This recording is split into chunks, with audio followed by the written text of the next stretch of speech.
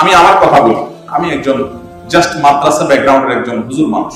আমি যখন সুযোগ পেয়েছি সৌদি আরবে, সেখানকার ইসলামিক অ্যাফেয়ার্স মন্ত্রণালয়ের অধীনে বাংলাদেশি প্রবাসী যারা আছেন তাদের দাম্মামের একটা অঞ্চলে তাদের প্রিচার হিসাবে, তাদের ধর্মীয় টিচার হিসাবে, দায়ী হিসাবে যখন আমি সুযোগ পেয়েছি, সেখানে যেহেতু সরকার অনুমোদিত প্রতিষ্ঠান, সরকার নিয়ন্ত্রিত প্রতিষ্ঠান, সরকারি প্রতিষ্ঠানের মতোই সকল সুযোগ সুবিধা যেখানে আছে, আর অফিসিয়াল হুজুর যেহেতু সেখানে আমি একা, বাংলাদেশের মতো তো যে কেউ যে কোনো জায়গায় ওয়াজ করতে পারে, এখন তো সেরকম না।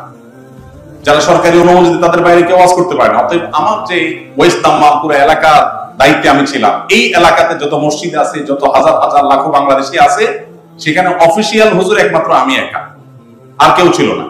তো যার কারণে সমস্ত বাংলাদেশিদের ভক্তি, ভালোবাসা, হাদিয়া, তোফা সবকিছু আমার জন্য বরাদ্দ ছিল, কারণ হুজুর তো আর কেউ নেই, আমি একাই আছি।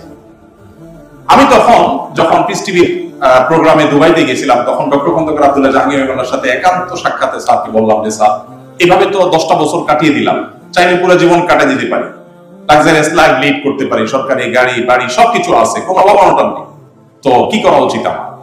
স্যার মুস্কি হেসে দিয়ে বললেন, আমি যখন রিয়াদে আল ইমাম বিশ্ববিদ্যালয়ের ইতিহাসে রেকর্ড সংখ্যক নাম্বার পেয়ে পাশ করলাম, তখন বর্তমান সৌদি বাদশাহ সালমানের, তখন তিনি ছিলেন রিয়াদের বোধহয় গভর্নর, তখন তিনি বললেন যে তখন তার হাতে আমি গোল্ড মেডেল পুরস্কার পাই এবং অনেক বেশি সম্ভাবনা পাই, তখন আমার সেখানে বিশ্ববিদ্যালয়ের শিক্ষকতা অফার আসে। স্যার বলেন যে আমি চিন্তা করলাম যে বিদেশে মাটিতে বিশ্ববিদ্যালয়ের শিক্ষক হিসেবে ভালোই কাটা দিতে পারতাম, সৌদি আরবের মাটি, উমরা করবো, হজ করবো, ভালোই। কিন্তু আমার কাছে মনে হলো না, আমার দেশের মানুষের প্রতি আমার দায়বদ্ধতা আছে, আমি দেশে ফিরে যাই। তো আমি ফিরে আসলাম দেশে। স্যার বললেন অনেক লম্বা কথা, যে দেশে এসে অনেক কষ্ট করেছি, অনেক স্ট্রাগল করেছি, সংসার চালাতে অনেক কষ্ট হয়েছে।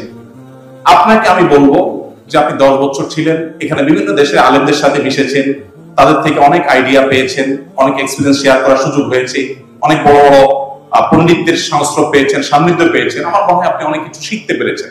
আমি বয়সে ওনার মেয়ের বয়সী, বড় মেয়ের বয়সী হলো, স্যার তুমি করে না বলে আপনি বলতেন, শেখ বলতেন। আমি স্যারকে বললাম, স্যার তাহলে এখন কি করা উচিত? স্যার বলতেন যে আপনার দেশে ফেরত যাওয়া উচিত। আমি এসেই আমার মিসেসকে তখন সৌদিতে ফেরত গিয়ে বললাম যে স্যারের পরামর্শ দিচ্ছেন, বললাম ঠিক আছে আলহামদুলিল্লাহ, চলে আসলাম দেশে। এই কথাগুলো এই জন্য বলা, যারা শুধুমাত্র একটু ভালো থাকার জন্য, ভালো খাওয়ার জন্য, একটু চকচকা ফকফকা দেশে বসবাস করে দিনটা ভালোভাবে কাটাবার জন্য সে সমস্ত দেশে যাচ্ছেন, আমি তাদের প্রতি শ্রদ্ধা রেখে বলতে চাই, আমাদের প্রিয় স্বদেশে আপনাদের মূল্যায়ন করা হয় না। আমরা জানি দুর্নীতি এমন ভাবে আমাদেরকে গ্রাস করে ফেলেছে, আষ্টে পৃষ্ঠে বেঁধে ফেলেছে, যে যোগ্য মানুষদের মূল্যায়ন পায় না। কিন্তু তাই বলে আমি হাল ছেড়ে চলে যাব, এটা আমার মনে হয় আমার বিবেক আমাকে সায় দেওয়া উচিত না। আমাদের কষ্ট করে হলেও এই দেশটাকে এগিয়ে নেওয়ার জন্য চেষ্টা করা উচিত। আমার যে আসুন্নাহ ফাউন্ডেশন দেখেন আপনারা, সেবামূলক কাজ করার চেষ্টা করি আমি, এটা আমি সৌদি থাকতেই করতাম। আমার বুঝজ্ঞান হয়েছে থেকে আমি করি, আমার কৈশোর থেকে আমি টুকটাক করে করার চেষ্টা করি। কিন্তু যখন এটা আমি সুযোগ পেয়েছি, তখন আমি এটার জন্য আলহামদুলিল্লাহ আমার নিজেকে উজাড় করে দিয়ে, সর্বশক্তি বিনিয়োগ করে, অনেক লোককে পায়ের নিচে দমিয়ে রেখে আমি এই কাজটি করে যাওয়ার চেষ্টা করছি। আমি আপনাদের কাছে আহ্বান রাখতে চাই, আপনারা বাইরে পড়াশোনা করার জন্য যেতে পারেন। যদি মনে হয় যে দেশে আপনার সেটেল হওয়ার মতো, সেটা যে সাবজেক্টে পড়াশোনা করছেন সেরকম কোন জায়গায় সেখানে থাকতেও পারেন। দিন শেষে এই মাতৃভূমির প্রতি আপনার দায়বদ্ধতা আছে। বিশেষ করে আপনারা যারা পাবলিক ভার্সিটিতে পড়াশোনা করেছেন, বইয়ের মধ্যে জায়গায় পড়াশোনা করেছেন, আপনাদের জন্য প্রতি বছর রাষ্ট্র অনেকগুলো টাকা ব্যয় করে। কেন ব্যয় করে? নিশ্চয়ই আপনি আরেক দেশে গিয়ে সুন্দর জীবন যাপন করে কাটাবেন, আর রাষ্ট্রের এই টাকাগুলো, জনগণের ট্যাক্সের এই টাকাগুলোর কোনো হক আদায় করবেন না। এটার জন্য আপনার বিবেকের কাছে আপনাকে জবাবদিহি করতে হবে, আমার কাছে অনেক বড় কথা। অতএব এই বিষয়টা আমার মনে হয় আমাদের মাথায় থাকা দরকার।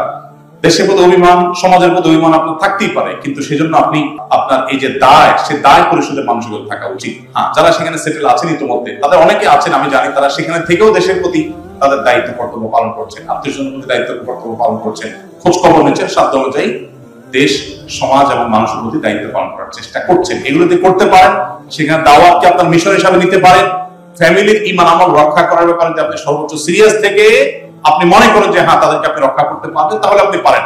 তা না হলে একটা জেনারেশন সেখানে টিকে, বেশিরভাগ ক্ষেত্রে দ্বিতীয় জেনারেশন পর্যন্ত ঈমান ধরে রাখা যায় না। এই বাস্তবতা যাদের অভিজ্ঞতা আছে তারা ভালো বলতে পারবে।